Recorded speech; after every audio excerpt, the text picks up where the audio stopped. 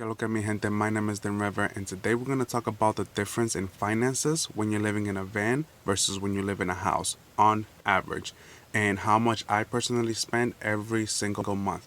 So let's get right into it. So let's talk about van expenses first. I have about 6 different categories that I spend on, which are gas, maintenance, gym, insurance, phone, and miscellaneous. Let's start with gas. This really varies depending if you're stationary or if you're on the go. For example, when I first started, I was driving from point A to point B to point C to point D non-stop. I was spending about $300 a week in gas. Now I'm stationary right now, and I travel between different cities that are about 30 minutes away, but sometimes for weeks I'm only in one city, so I don't really have to drive a lot. In this stage that I'm in right now, I'm only spending about $20 a week, and this will be your most inconsistent category because, like I said, it all depends on if you're stationary or if you're on the go. Now, maintenance. This will also vary a lot, and I just put around $50 a week on average. So you have your oil change, your maintenance, if something breaks down, emergencies. You won't really have to do these often, but when something happens, for example, when my van broke, it comes in an expensive form. So I just put about $50 a week for maintenance. Now the gym, this doesn't really change. I pay about $22 a month for my Planet Fitness membership. And insurance, I pay once every 6 months, and because of that, I get a discount. But if you divide it up, it comes about $166 a month, which is about $1,000 every 6 months.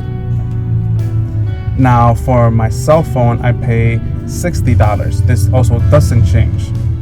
And now lastly, the category that changes but not as much as the gas or maintenance is my miscellaneous cost.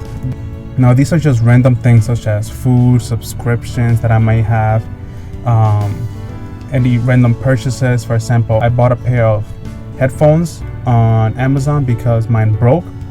So these are just purchases that you only happens once, but once in a while you do them. And I didn't put food as its own category only because I work in restaurants, and every single time I work I eat in the restaurant, so I don't really pay for food, which is a big savings for me.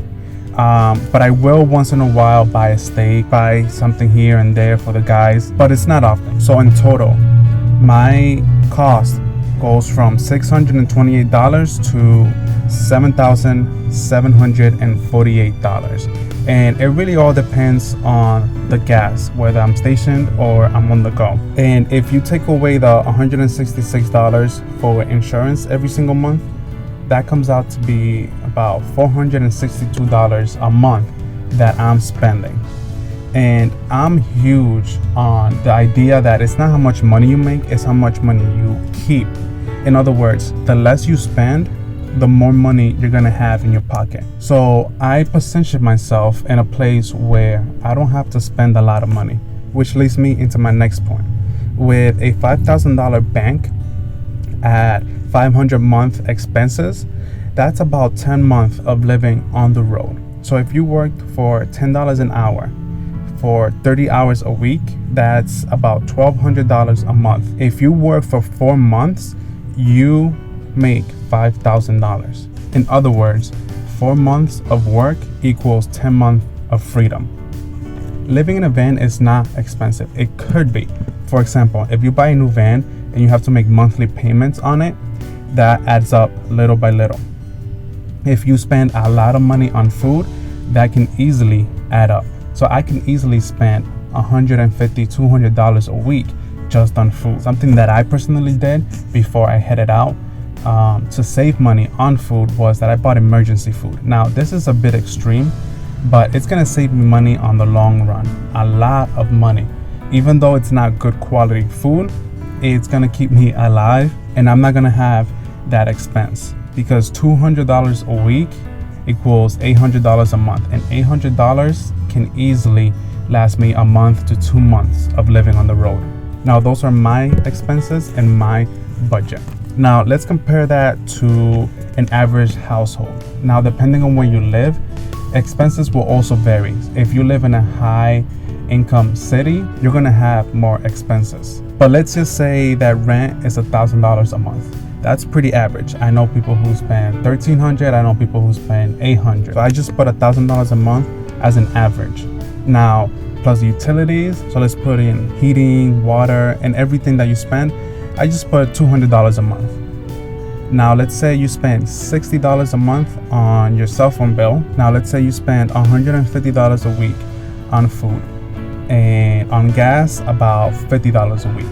Now, this is me being very, very modest.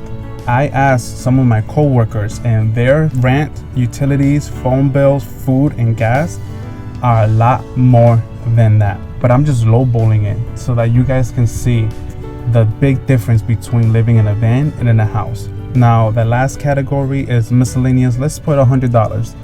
That includes apparel, like if you buy clothes, any services or subscriptions, like Netflix, or entertainment, like if you go to the movies or go out with your friends, personal care, if you do your hair and makeup, and anything along those lines. I put $100 a month, which again is being very, very modest. If you add all of this, it would be $2,160 a month. Now let's compare that to living in a van. My expenses are about $462. That's a difference of $1,698 that I'm saving by living in a van. Now let's say I spend $1,748. So that's the high end of my expenditures. I'm still saving $412. I know that anybody that I talk to could use an extra $412. Now, this lifestyle is not for everybody. It does comes with its positives and negatives. I personally love the fact that most of the money that I make is mine. I don't have to spend a lot of money, because I try to live by the idea that it's not how much money you make, it's how much money you keep. Let's say you make $10 an hour and you bring in home $300 a week, and you live with your parents and you don't really have to pay for much. Let's say your phone bill and gas, let's say that's about $100 a week. You're still making $200. Now compare that to somebody who makes $20 an hour and let's say brings home $600, but they live on their own. They have to pay for food, they have to pay for gas and miscellaneous and insurance and all of that, and they're spending $500 a week. They're only bringing in $100. So even though the person that has $10 is making less, he is richer than the person who's making $20 an hour. But that was just a quick overview of my budget and the difference between living in a van versus living in a house or renting an apartment. If I forgot anything, or if you guys are curious about anything that I might have mentioned that wasn't clear, please leave a comment down below and I will clarify it. But with that, I'm gonna call it a day. If you guys like what you see, like, comment, share, and subscribe. And until the next video, adios.